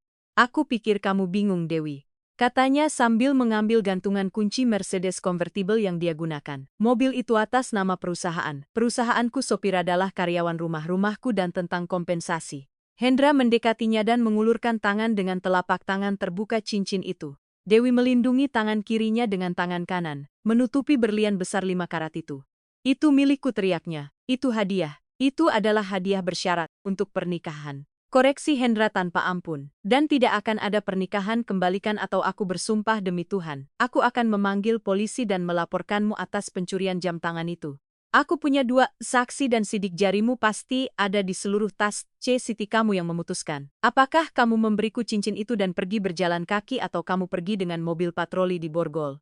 Dewi gemetar karena marah. Dia tahu dia telah kalah. Dia tahu Hendra memiliki kekuatan dan sumber daya untuk memenuhi ancamannya. Dengan gerakan marah dan kasar, dia mencabut cincin itu dari jarinya, hampir melukai kulitnya dan melemparkannya ke dada Hendra. Ambil batumu, teriaknya. Semoga kamu tersedak dengannya. Hendra menangkap cincin itu di udara dengan satu tangan tanpa gentar. Terima kasih, sekarang keluar. Aku akan memesan Uber, kata Dewi sambil mengeluarkan ponsel canggihnya. Pesan di luar perintah Hendra, di luar propertiku. Aku tidak ingin kamu menghirup udaraku semenit pun lagi. Hendra berjalan ke arahnya, memaksanya mundur ke pintu. Dewi melihat bahwa dia tidak akan menyerah, berbalik pada tumitnya dan berjalan menuju pintu keluar. Saat dia membuka pintu, cahaya matahari terbenam masuk ke aula menerangi keluarnya penjahat. Tetapi sebelum melintasi ambang pintu, Dewi berhenti. Dia melihat sesuatu yang membuatnya mendidih.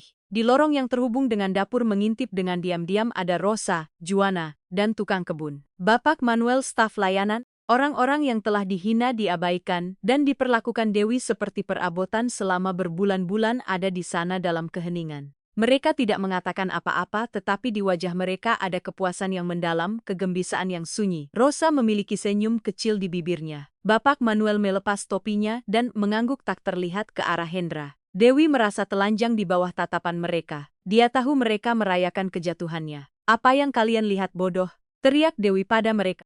Kehilangan kesabaran untuk terakhir kalinya. Kalian masih pembantu miskin. Tidak ada yang menjawab. Penghinaannya jatuh ke dalam kehampaan, tidak berdaya. Dia tidak lagi memiliki kekuasaan. Suaranya tidak lagi menyebabkan ketakutan, hanya kasihan. Hendra mendekati pintu. Setelah tinggal Dewi, katanya. Dewi keluar ke teras, kontrasnya brutal 1 jam yang lalu. Dia adalah nyonya rumah yang memberi perintah dan minum anggur.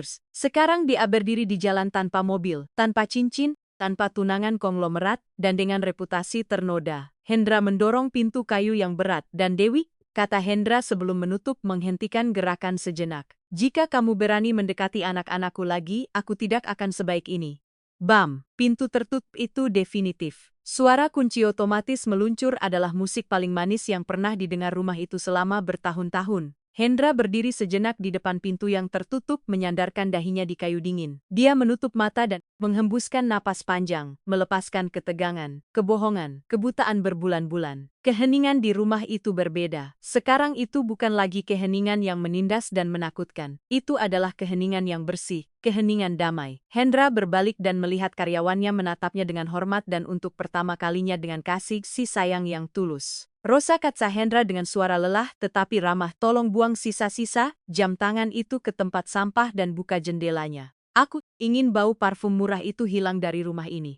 Ya, Bapak, dengan senang hati pun jawab Rosa dengan senyum berseri-seri. Dan anak-anak, tanya Hendra. Mereka di dapur, Bapak, kata Juana bersemangat. Siti sedang menempelkan plaster baru bergambar kartun yang ada di tasnya. Mereka makan kue dan tertawa. Senyum tulus yang pertama dalam beberapa tahun muncul di wajah Hendra.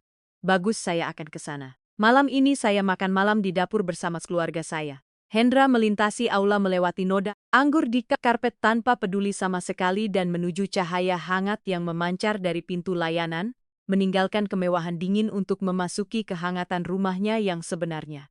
Di luar di jalan yang mulai gelap, Dewi berjalan dengan susah payah di atas paving block dengan sepatu hak tingginya sendirian. Sementara lampu rumah mewah tetangga menyala mengingatkannya pada dunia yang tidak lagi dia miliki.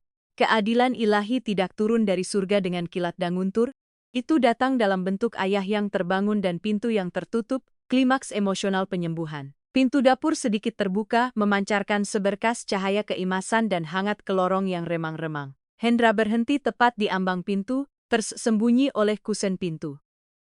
Dia waktu sejenak. Dia perlu mengamati dunia itu yang telah ada di bawah atapnya sendiri dan yang dia dalam kebutaannya sebagai pengusaha telah abaikan sepenuhnya. Di dalamnya, adegan itu tampak seperti diambil dari era lain dari lukisan Renaissance tentang pengabdian keibuan. Siti sedang duduk di kursi kayu sederhana dengan Rangga di pangkuannya dan Rizky beri di sampingnya bersandar di bahunya.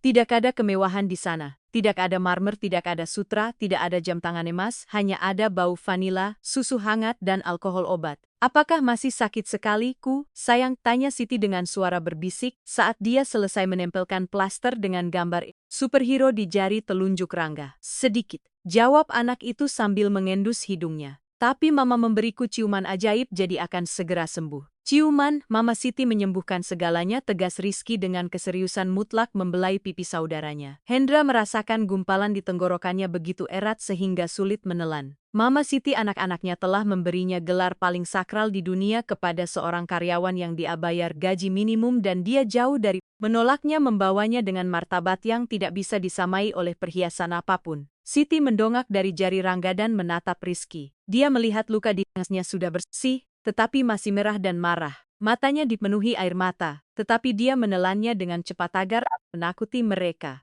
Kalian sangat berani, kata Siti sambil mengusap tangannya yang kasar di rambut mereka yang acak-acakan. Apa yang kalian lakukan hari ini, melompat dari jendela itu sangat berbahaya. Saya sangat takut. Jangan lakukan lagi. Kalian dengar hati saya tidak tahan dengan begitu banyak ketakut. Aku harus menyelamatkanmu. Kata Rizky sambil mengangkat bahu seolah itu sudah jelas. Kamu adalah keluarga kami. Ayah-ayah disihir oleh penyihir itu. Kami harus membangunkannya. Hendra menutup matanya menyandarkan dahinya ke kusen pintu disihir. Kepolosan anak-anaknya memiliki presisi bedah untuk menggambarkan kelalaiannya. Dia memutuskan bahwa dia tidak bisa lagi bersembunyi. Dia menarik napas dalam-dalam, merapikan kemejanya yang kusut, dan mendorong pintu dengan lembut. Suara engsel membuat ketiganya menoleh pada saat yang sama. Pada saat ketegangan naluriah, anak-anak menegang di pangkuan Siti. Refleks yang dikondisikan oleh berbulan-bulan melihat Dewi masuk untuk memarahi mereka, tetapi melihat bahwa itu adalah ayah mereka dan bahwa dia datang tanpa jas dengan lengan digulung dan wajah bersih dari amarah. Bahu mereka sedikit rileks. Si mencoba bangkit segera membuat isyarat untuk menurunkan Rangga. Bapak Hendra, maaf kami sedang. Jangan bangun, kata Hendra cepat mengangkat tangan sebagai isyarat damai. Suaranya lembut tanpa otoritas logam yang biasa dia gunakan. Tolong Siti tetap duduk. Hendra masuk ke dapur. Dia merasa seperti penyusup di rumahnya sendiri. Raksasa kikuk memasuki tempat suci yang halus. Dia menyeret bangku tinggi dari Pulau Tengah dan meletakkannya di depan mereka. Duduk sejajar dengan tinggi mereka. Dia lutut ke lutut dengan Siti. Dia menatap anak-anaknya lalu menatap mata Siti. Keheningan meregang penuh dengan emosi yang tidak terucapkan. Siti, Hendra memulai dan suaranya sedikit bergetar. Saya tidak punya kata-kata. Kamu terlalu sedikit untuk meminta maaf. Apa yang kamu lihat hari ini? Cara saya memperlakukan kamu di jalan. Cara saya membiarkan wanita itu mempermalukan kamu itu tidak termaafkan. Siti menggelengkan kepalanya dengan lembut, menunduk ke tangannya yang saling menggenggam dengan tangan anak-anak. Rasa takut membuat kita melakukan hal-hal buruk. Bapak Anda takut untuk anak-anak Anda. Saya mengerti itu. Tidak, koreksi Hendra dengan tegas. Itu bukan hanya ketakutan, itu adalah kesombongan. Itu adalah kebutaan. Saya pikir uang memberi saya alasan dan saya hampir kehilangan satu-satunya yang penting. Hendra membungkuk ke depan, menyandarkan siku di lututnya. Saya ingin memperbaikinya. Saya tahu saya tidak bisa menghapus apa yang terjadi. Tetapi saya ingin memperbaiki masa depan. Hendra memasukkan tangannya ke saku celananya dan mengeluarkan buku cek. Dia meletakkannya di atas meja, tetapi tidak membukanya. Saya akan melipat gandakan gaji Anda mulai hari ini, kata Hendra berbicara. cepat mencoba menggunakan bahasa bisnisnya yang biasa untuk menyelesaikan masalah emosional. Anda akan memiliki asuransi kesehatan swasta untuk Anda dan orang tua Anda di kampung. Cuti berbayar mobil sendiri jika Anda menginginkannya. Dan saya akan mengembalikan kamar Anda. Kita akan mendekorasinya sesuai keinginan Anda. Hanya saya minta Anda untuk tidak pergi. Untuk tidak meninggalkan kami. Anak-anak menatap Siti dengan mata lebar menunggu jawabannya. Rangga meremas tangannya dengan kuat. Si menatap buku cek di atas meja. Kemudian dia menatap wajah Hendra yang putus asa. Senyum sedih dan manis melengkungkan bibirnya. Dengan kelembutan yang tak terbatas, dia mendorong buku cek itu kembali ke Hendra. Simpan uang Anda, Bapak Hendra. Hendra membeku, panikan kembali ke matanya. Itu tidak cukup Siti, saya bisa membayar lebih. Beritahu saya angkanya apapun itu, jual hargamu. Itu masalahnya Bapak, kata Siti. Dan suaranya memperoleh ketegasan baru, otoritas moral yang membuatnya tampak raksasa di kursi kayu itu. Apakah Anda pikir ini adalah pekerjaan? Apakah Anda pikir saya merawat Rizek dan Rangga karena cek yang Anda berikan setiap 2 minggu? Siti membelai kepala Rangga yang menutup matanya saat disentuh. Saya tidak menjatuhkan diri ke lantai berlutut hari ini demi uang. Saya tidak menahan penghinaan Nyonya Dewi demi uang. Saya melakukannya karena saya mencintai mereka. Siti menatap Hendra lurus ke dalam jiwa. Cinta tidak memiliki daftar gaji, Bapak. Jika saya tinggal, itu bukan karena 3 kali lipat gaji. Itu karena anak-anak ini membutuhkan saya dan karena saya tidak akan tahu bagaimana hidup tanpa melihat mereka tumbuh. Hendra merasa penghalang terakhir egonya runtuh. Dia menarik tangannya dari buku cek seolah-olah terbakar. Dia menyadari betapa kecilnya dunianya tentang keuangan dibandingkan dengan alam semesta emosional wanita sederhana itu. Kamu benar, bisik Hendra sambil menundukkan kepalanya malu lagi.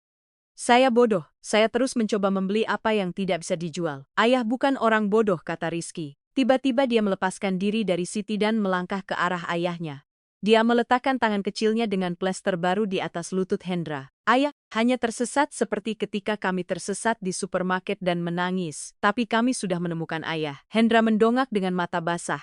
Dia tak begitu bijak untuk usianya. Dempa dalam rasa sakit karena ketidakhadiran ibu dan kelalaian ayah. Hendra meraih tangan Riz dan menciumnya.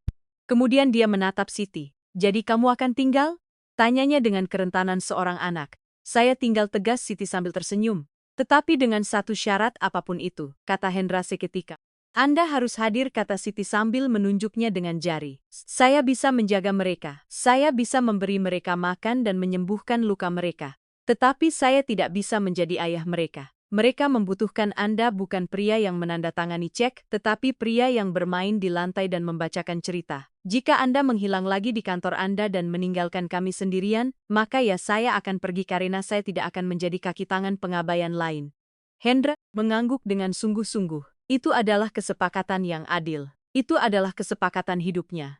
Kesepakatan selesai, kata Hendra sambil mengulurkan tangan kanannya ke Siti. Kali ini Siti tidak ragu, karena tangannya yang kotor atau kasar. Dia menjabat tangan Hendra dengan kuat. Itu adalah perjanjian yang disegel di dapur tanpa pengacara, tanpa notaris, tetapi lebih mengikat daripada kontrak bisnis apapun. Ya, teriak si kembar serempak memecah kesungguhan saat itu. Rangga melompat dari pangkuan Siti dan menerjang ke pelukan ayahnya. Rizky bergabung dalam pelukan. Hendra menerima mereka, membenamkan wajahnya di leher mereka, mencium aroma masa kecil yang hampir hilang selamanya. Siti melihat mereka dengan air mata mengalir bebas di pipinya, merasa bahwa akhirnya badai telah berlalu. Perubahan peran. Matahari telah terbenam sepenuhnya dan malam menyelimuti rumah mewah itu. Tetapi di dapur cahaya itu cerah dan suasananya meriah. Aku lapar. Umum Rangga memecah momen sentimental dengan urgensi biologis. Anak berusia 5 tahun sangat lapar seperti serigala. Hendra tertawa menyeka matanya dengan punggung tangan secara diam-diam. Baik, Tuan Serigala, apa yang kamu ingin makan malam? Kita bisa memesan apapun yang kamu mau. Sushi, pizza, hamburger. Tidak, teriak keduanya. Kami ingin panekuk, Mama. Siti. Hendra berkedip. Panekuk untuk makan malam. Dia menatap Siti bingung. Apakah itu bergizi? Siti bangkit merapikan celemeknya yang robek yang masih dia kenakan. Kadang-kadang Bapak, jiwa membutuhkan lebih banyak gula daripada vitamin. Hari ini adalah malam panek perayaan. Panekuk. Kalau begitu, Hendra menyetujui. Dia berdiri. Aku akan memanggil Rosa untuk menyiapkannya, kata Siti menghentikannya dengan tatapan lucu. Rosa dan sudah pergi beristirahat. Mereka mengalami hari yang panjang dengan semua pertunjukan Nyonya Dewi. Ah, Hendra, melihat dapur yang luas penuh dengan peralatan stainless steel, yang tampak seperti kontrol pesawat ruang angkasa. Kalau begitu kamu yang membuatnya. Kita yang membuatnya, koreksi Siti. Dan ketika saya mengatakan kita maksud saya semua orang termasuk Anda Bapak Hendra. Aku Hendra mundur selangkah. Khawatir, Siti, saya tidak tahu cara memasak. Satu-satunya hal yang saya tahu cara melakukannya di dapur adalah mengambil air dan kadang-kadang esnya jatuh. Saya bisa membakar air Siti. Rizky dan Rangga tertawa menutup mulut mereka. Itu mudah ayah. Rizky meraih tangannya dan menyeretnya ke dapur. Ayah mengocok telur. Itu menyenangkan. Dan begitulah transformasi nyata dimulai. Pria yang pagi itu telah menyelesaikan merger miliaran melalui telepon kini berdiri di depan mangkuk adonan dengan lengan kemeja sutranya digulung hingga ke siku. Memegang pengocok kawat dengan konsentrasi tegang yang sama seperti dia akan memegang pisau bedah pelan-pelan. Bapak Siti menginstruksikan yang berada di samping kompor. Memanaskan mentega jika Anda mengocok begitu cepat Anda akan menghias dinding dengan tepung itulah teknik efisiensi bercanda meskipun dia memperterlambat kecepatan. Begitu-begitu lebih baik dengan cinta bukan dengan amarah. Dapur dipenuhi suara-suara pengocok desisan mentega tawa anak-anak yang mencoba mengatur meja. Hendra mengamati anak-anaknya. Rangga mencoba membawa piring berjalan dengan lidah menjulur karena konsentrasi. Rizky melipat serbet kertas menjadi bentuk aneh yang dia sebut pesawat. Hei, Rizky, kata Hendra sambil terus mengocok. Ayah tidak pernah tahu kamu suka pesawat. Rizky menatapnya terkejut. Ayah, aku punya sprei pesawat dan lampuku adalah astronaut. Aku suka langit. Hendra merasakan rasa malu. Tentu itu ada di kamarnya. Dia telah melihatnya sekali. Tetapi tidak pernah benar-benar melihatnya. Itu benar kata Hendra lembut. Maafkan ayah, mulai sekarang ayah akan melihat lebih baik. Ayah janji suatu hari, ayah akan membawamu melihat pesawat sungguhan di hanggar bandara.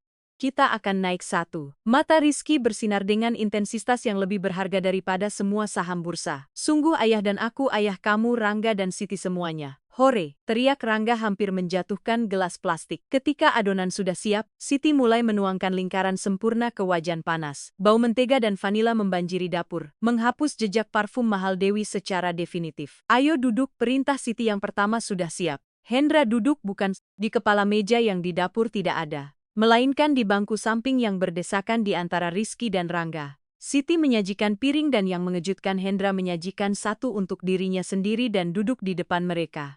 Selamat makan, katanya dengan santai. Hendra melihat piringnya, panekuk keemasan mengepul dengan sedikit madu. Dia melihat ke sampingnya, anak-anaknya makan dengan lahap menodai pipi mereka. Dia melihat ke depan. Siti makan perlahan dengan keanggun alami, tersenyum melihat anak-anak. Hendra mengambil garpu dan pisau, memotong sepotong, dan membawanya ke mulutnya rasa rumah, rasa kesederhanaan, rasa pengampunan. Ini lezat kata Hendra. Dan dia tidak bohong. Rasanya lebih enak daripada lobster yang biasa dia makan di acara makan malam amal ayah punya madu di hidung. Tunjuk Rangga sambil tertawa dan menunjuk dengan garpu. Hendra menyentuh hidungnya. Memang ada setetes lengket.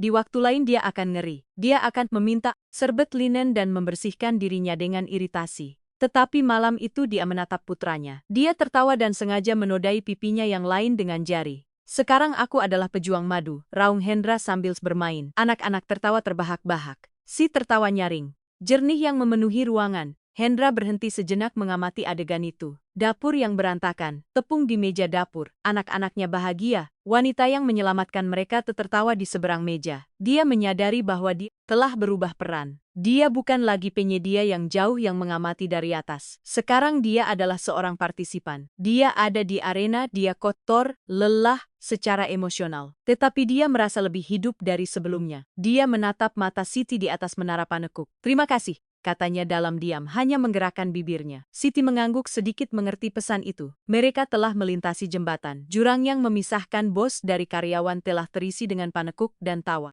Baik para pejuang, kata Hendras menjadi serius dalam bercanda. Siapa yang selesai duluan berhak memilih cerita malam ini, tetapi dia mengangkat jari peringatan. Aku yang membacanya, aku akan menang.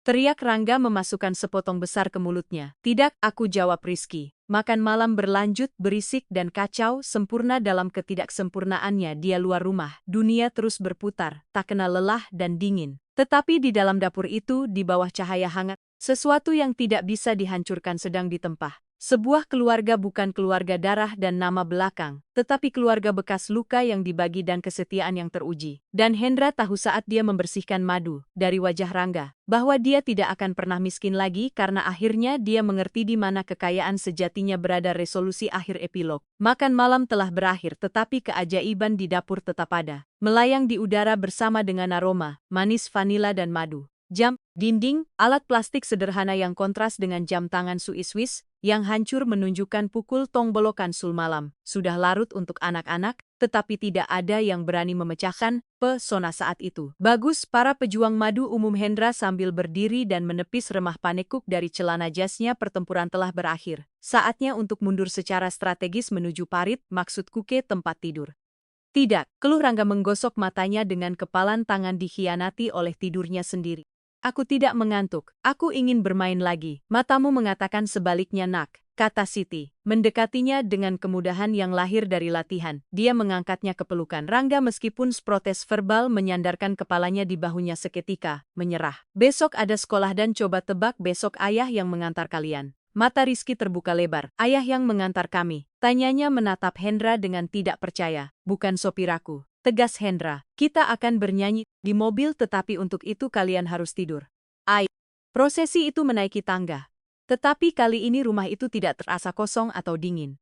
Lampu lorong yang selalu tampak seperti museum kini menerangi keluarga sungguhan.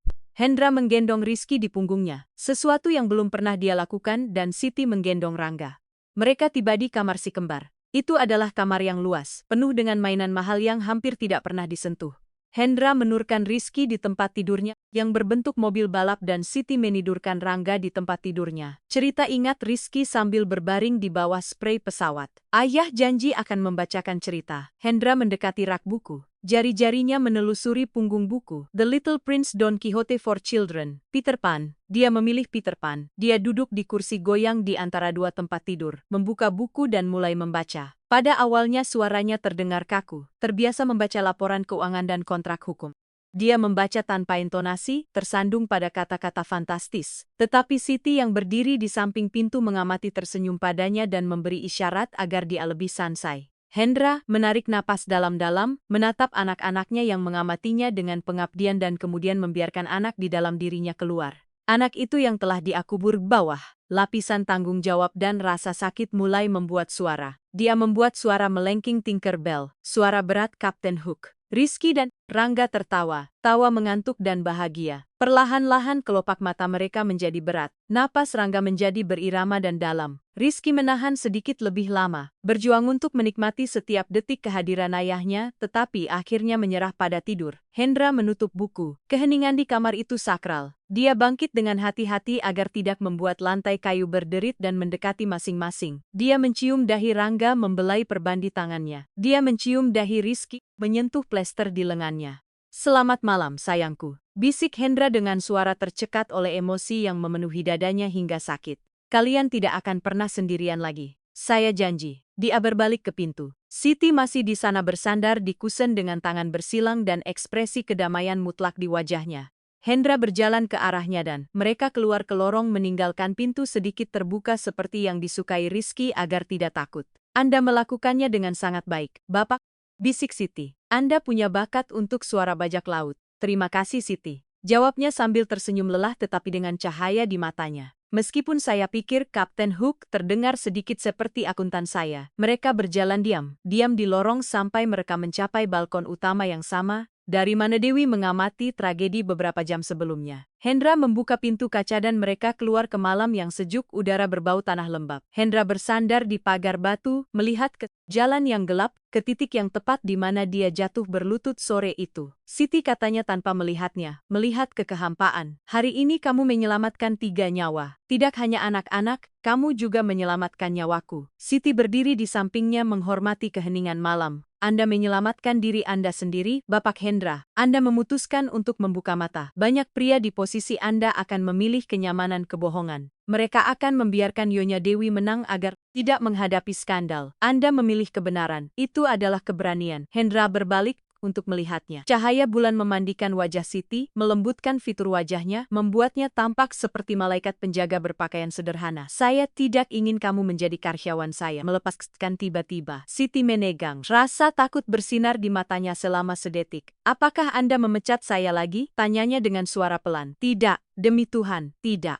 Hendra bergegas mengoreksi sambil melangkah lebih dekat. Maksud saya tidak ingin kamu menjadi hanya seorang karyawan. Saya tidak ingin kamu memakai seragam. Saya tidak ingin kamu makan di dapur sementara saya makan di ruang makan. Saya ingin kamu menjadi bagian dari ini, dari keluarga. Saya ingin kamu menjadi guru anak-anak, pemandu mereka, penasihat hidup saya. Jika itu bisa disebut begitu. Hendra mencari kata-kata dengan canggung mencoba mendefinisikan perasaan yang baru saja mereka rasakan, dan itu jauh lebih besar daripada kontrak kerja. Saya ingin kamu memiliki otoritas bahwa jika kamu melihat saya gagal sebagai ayah, kamu memiliki kekuatan untuk memberitahu saya, tanpa takut saya memecatmu. Saya ingin kita menjadi sebuah tim. Apakah kamu menerima? Siti menatapnya dalam-dalam. Dia melihat pria di balik uang. Dia melihat kesepian yang juga dia bawa dan dia tersenyum. Saya menerima untuk menjadi bagian dari tim Pak, tetapi dengan satu syarat lagi. Hendra tersenyum. Kamu negosiator yang tangguh. Katakan berhentilah memanggil saya Siti saja atau Bapak. Nama saya Siti Maria dan saya suka dipanggil dengan nama depan. Jika kita akan menjadi keluarga kita harus berbicara seperti keluarga. Hendra mengangguk, merasa sah bahwa satu beban lagi terangkat dari bahunya. Baik Siti Maria, dan kamu harus berhenti memanggil saya Bapak atau Bapak Hendra. Panggil saya Hendra saja. Saya akan coba Hendra, katanya sambil mencoba nama itu di lidahnya. Kedengarannya aneh, tetapi kedengarannya bagus. Kedengarannya seperti masa depan. Mereka berdiri di sana sejenak lagi di bawah bintang-bintang. Dua jiwa dari dunia yang berbeda yang telah bertabrakan untuk menyelamatkan yang paling penting cinta tak bersalah dari dua anak, lompatan, waktu.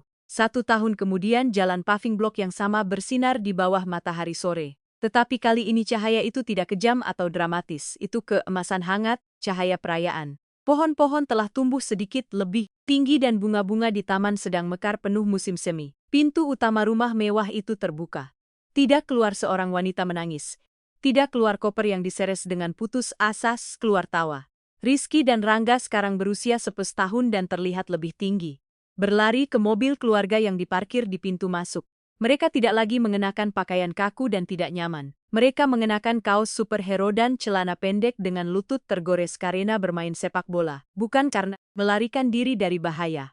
Aku minta jendela, teriak Rangga berlari ke pintu belakang. Tidak, aku minta duluan. Balas Rizky tertawa dan mendorong saudaranya dengan lembut. Di belakang mereka keluar Hendra. Dia tidak lagi mengenakan setelan dan dasi. Dia mengenakan celana linen krem dan kemeja putih digulung santai dengan kacamata hitam dan membawa cooler box pantai portabel. Dia terlihat lebih muda, tidak terlalu suram. Garis-garis stres di dahinya telah melunak digantikan oleh garis-garis ekspresi di sekitar mata tanda seseorang yang sering tersenyum. Dan akhirnya keluar dia, Siti Maria. Dak ada lagi seragam biru, tidak ada lagi celemek putih atau sarung tangan karet kuning. Dia mengenakan gaun musim panas ringan berwarna karang cerah, yang menonjolkan kulitnya yang kecoklatan. Rambutnya yang dulu selalu diikat kencang terurai di bahunya dalam gelombang lembut. Dia berjalan dengan percaya diri, dengan kepala tegak memiliki ruangnya dan kebahagiaannya. Dia menutup pintu rumah dengan kunci, sebuah rumah yang bukan lagi penjara aturan yang absurd, melainkan rumah yang penuh dengan kebisingan mainan, dan musik. Apakah kalian punya semuanya? Tanya Siti sambil menuruni tangga. Tabir surya handuk ember untuk pasir. Ya, Mama Siti, jawab si kembar dari mobil. Hendra sedang menata cooler box di bagasi. Melihatnya turun dia berhenti. Dia melepas kacamata hitamnya dan menatapnya dengan kekaguman yang tidak dia coba sembunyikan. Kamu terlihat cantik hari ini, Siti, katanya dengan kesederhanaan dan kejujuran. Siti sedikit tersipu senyum menerangi wajahnya. Terima kasih Hendra, kamu juga tidak terlihat buruk untuk seorang pengusaha tua. Candanya mengedipkan mata padanya. Hendra tertawa dan menutup bagasi. Dia mendekatinya, tidak menyentuhnya. Tetapi kedekatan di antara keduanya dipenuhi dengan listrik lembut, janji yang tidak lagi membutuhkan kata-kata. Siap untuk liburan nyata pertama keluarga ini? Tanyanya. Siap, jawabnya. Aku belum pernah melihat laut Hendra. Terima kasih telah membawa kami. Hendra menggelengkan kepalanya dan dengan gerakan lembut meraih tangan Siti. Di jari manisnya bersinar sebuah cincin. Itu bukan berlian yang mencolok dan vulgar seperti milik Dewi.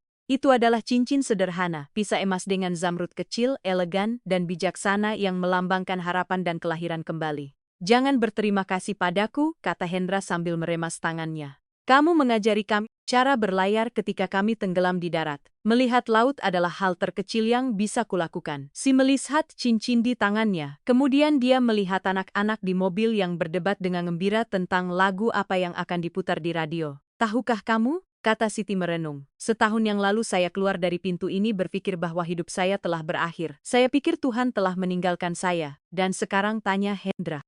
Sekarang saya tahu bahwa Tuhan menulis lurus dengan garis yang bengkok. Siti meremas tangan Hendra. Kadang-kadang kita harus kehilangan segalanya untuk menyadari apa yang benar-benar berharga. Ayah Siti, ayo, teriak Rangga dari jendela. Laut tidak akan menunggu kita. Kami datang tidak sabar, teriak Hendra kembali. Dia membuka pintu penumpang depan untuk Siti. Dia masuk duduk di kursi yang menjadi haknya karena cinta dan kesetiaan dan memandang suaminya. Hendra mengitari mobil, duduk di belakang kemudian melihat di kaca spion kedua putranya yang sehat dan bahagia. Dia melihat wanita di sampingnya yang telah membawa cahaya kembali ke hidupnya. Dia menyalakan mesin. Mobil meluncur dengan lembut di jalan paving block. Menjauh dari rumah mewah itu, melewati tempat yang tepat di mana setahun sebelumnya mereka menangis darah dan air mata. Tetapi aspal tidak lagi menyimpan memori rasa sakit. Itu hanya jalan menuju masa depan. Saat mobil berbelok di sudut dan menghilang dari pandangan, jalan menjadi sunyi bermandikan matahari. Rumah-rumah besar dan dingin itu masih ada di sana dengan pemiliknya yang khawatir tentang uang dan penampilan. Tetapi di salah satunya yang terbesar dari semuanya telah tersisa sesuatu yang berbeda. Ada gema tawa yang tersisa, aroma panekuk dan kepastian mutlak bahwa uang dapat membeli rumah. Tetapi hanya cinta pengampunan dan keberanian yang dapat membangun rumah sejati tamat.